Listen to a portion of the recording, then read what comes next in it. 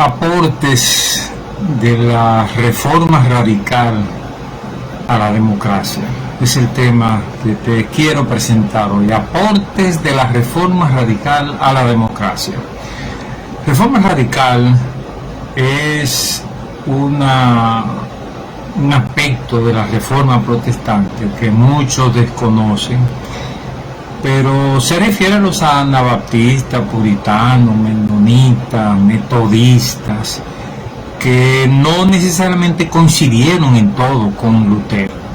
Esa reforma radical fue protagonista de cambios en la sociedad, porque precisamente una diferencia que ellos tuvieron con Lutero es que pensaban, casi todos los movimientos de la reforma radical, que había que reformar la iglesia, pero también reformar la sociedad. Calvino especialmente tuvo esa gran diferencia con Lutero. Y quiero reivindicar 5 aportes de la reforma radical o de la reforma protestante, que muchas veces son ignorados, y en el panorama político de hoy, cuando muchas veces los evangélicos asumen las posiciones más conservadoras, hasta reaccionarias, es interesante ver en la historia estos 5 aportes cruciales de la reforma radical a la democracia. Miren, en primer lugar, imperio de la ley.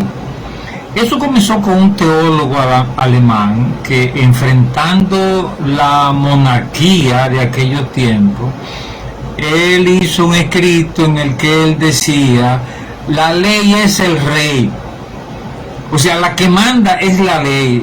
En una verdadera sociedad cristiana, la ley debe ser el rey, y eso se divulgó, y eso fue exactamente lo que los puritanos reclamaron en Inglaterra en 1688, que el rey entregara el poder al parlamento y que el rey fuera un símbolo, como es hasta hoy, del Estado inglés, pero que el gobierno pasara al parlamento.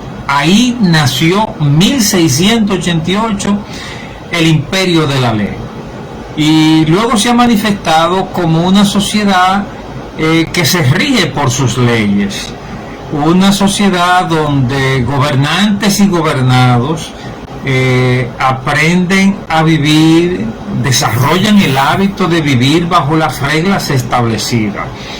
Y se ha visto posteriormente que las sociedades que logran eso, hábito de vivir bajo las reglas establecidas, son la sociedad más próspera. Nosotros en América Latina hemos tardado en aprender esa lección, que se aprendió en Inglaterra desde 1688. Comenzaron ellos a instaurar el imperio de la ley. Nosotros tenemos mucho favoritismo, clientelismo político, y si gana mi partido. No, ellos se establecieron a colocar la ley en el trono, imperio de la ley. Y eso es una herencia de la reforma radical, siglo XVI, XVII y XVIII. Un segundo aporte, y ese es fundamental, el imperio de la ley. Un segundo aporte de la reforma radical es el parlamento. Es el parlamento. Lo que pasó en esa revolución de 1688, que en Inglaterra se conoce como la Revolución Gloriosa, como si fuera su fecha de nacimiento, de independencia, no de independencia, de nacimiento de esa gran nación, es que ahí nació la democracia parlamentaria, no solo el imperio de la ley, sino que el parlamento era el gobierno y no el rey.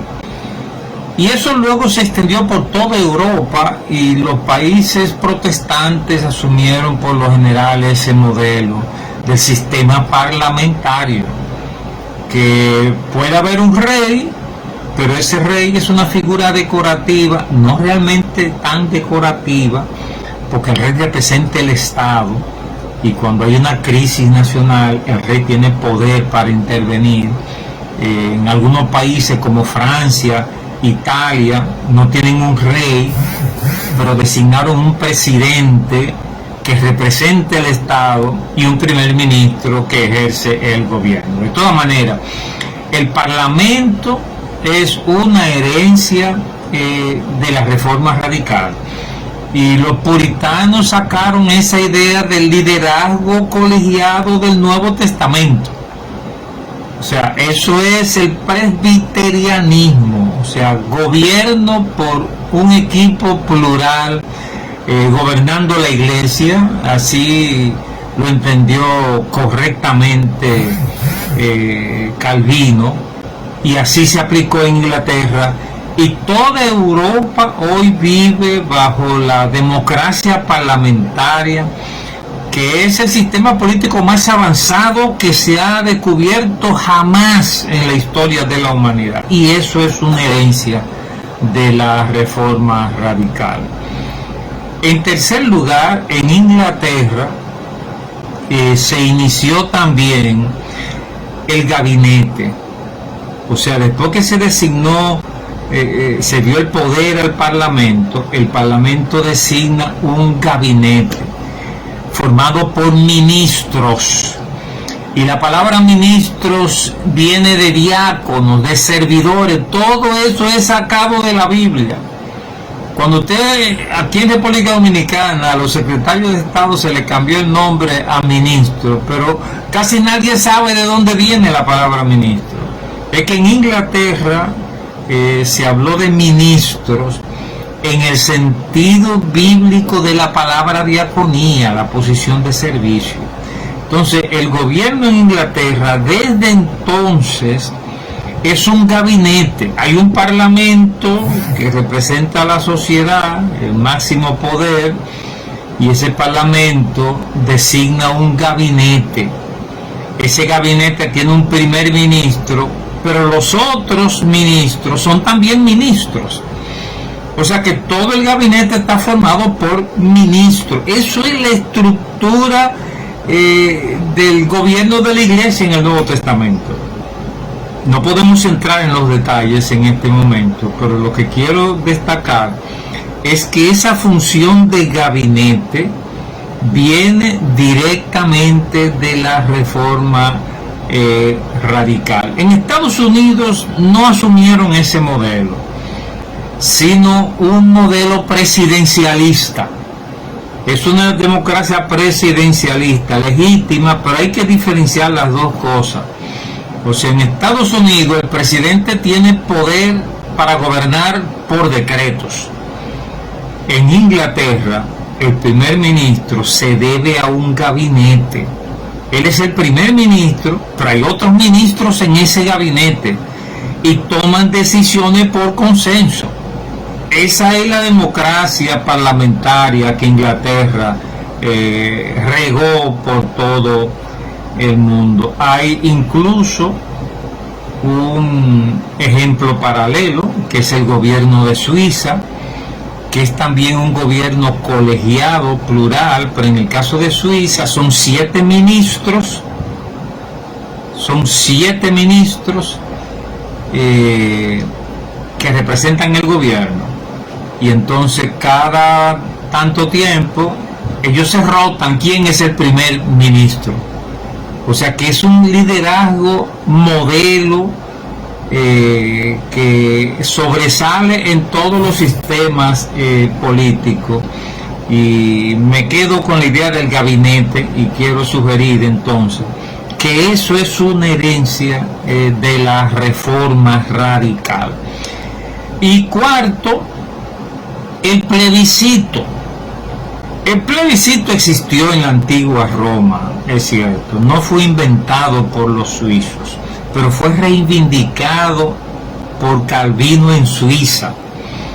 Y el plebiscito significa que algunas leyes no pueden ser decididas solo por el Congreso. Nosotros no sabemos de eso, nosotros no sabemos lo que es un plebiscito.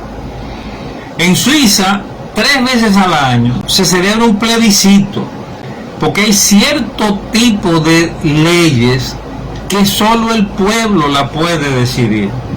Entonces, cuando el Parlamento se reúne y ve que se van a tocar una de esas leyes, hay 3 ocasiones al año en las cuales la gente tiene que ir a decir sí o no ante esto que está planteando el Parlamento. Ese es el plebiscito, como plebiscito que se acaba de hacer en Chile para ver si aceptaban o no la Constitución.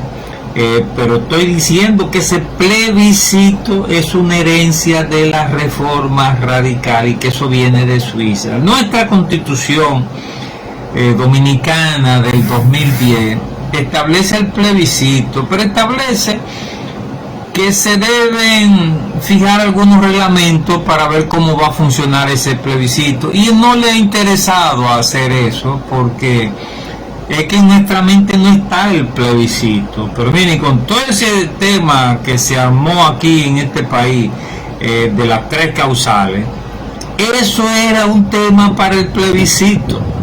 Eso era un tema no para resolverse en el Congreso, porque era un tema envuelto en demasiadas cuestiones éticas sensibles, y eso había que llevarlo a un plebiscito. Eso, el plebiscito, es también una herencia de la reforma radical. Y en quinto lugar, voy a meter una que no es directamente herencia de la reforma radical, pero sí herencia de la reforma, indirectamente de la reforma radical, y es la seguridad social. Esto comenzó en Alemania en el 1883 con un primer ministro conservador, Otto von Bismarck,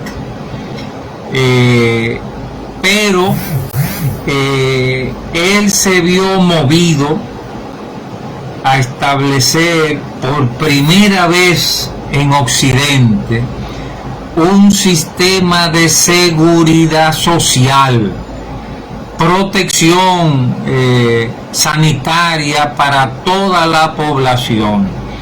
Eso se fue extendiendo y mejorando, y hoy día en Europa existe un sistema de seguridad desde la cuna hasta la tumba. Nosotros los dominicanos no nos podemos imaginar la seguridad social en Europa. Nosotros tenemos un sistema que no termina de arrancar porque es un gran negocio para las ARS, las AFP. No, miren, en Europa tienen un sistema de protección desde la cuna hasta la tumba. Usted se enferma en Europa y usted recibe toda la medicina, toda la atención médica que usted necesite como parte de ese servicio de seguridad sanitaria. Eso es en todos los países de Europa, hay diferentes modalidades, pero en toda parte el sistema funciona. Igualmente educación para todo el mundo. Usted estudia hasta donde el cerebro le rinda para estudiar, porque nunca usted va a decir no puedo estudiar porque no puedo pagar la universidad. No, en Europa, en cualquier país de Europa, usted estudia hasta donde usted muestre capacidad para. Ese es un sistema de seguridad social. Y mire, Otto Bismarck, cuando él lanzó sus leyes de seguridad social, que luego aparecieron también en Estados Unidos, el Social Security Act se reflejó en Estados Unidos, él se apoyó en la Biblia para justificar. O sea, yo tengo la declaración que él hizo. Él dijo, no, que la Biblia nos manda a apoyarnos los unos a los otros, entonces tenemos que apoyar a los pobres. Y aunque él era conservador, él sentó las bases de lo que luego se iba a llamar medicina socializada.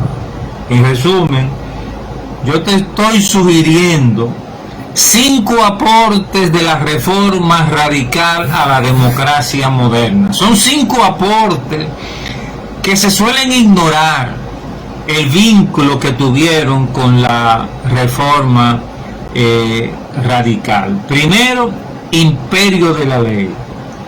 Segundo, vigencia del patrón del parlamento, o sea, la democracia parlamentaria. Tercero, la función de gabinete. Y cuarto, el plebiscito. Y quinto, los sistemas de seguridad social. Son 5 puntos que los 5 los tenemos pendientes en nuestras democracias latinoamericanas. Ha habido ensayos en Costa Rica alguna vez, en Uruguay alguna vez se han hecho ensayos, pero son 5 temas que todavía tenemos pendientes para mejorar la democracia en América Latina y particularmente en República Dominicana.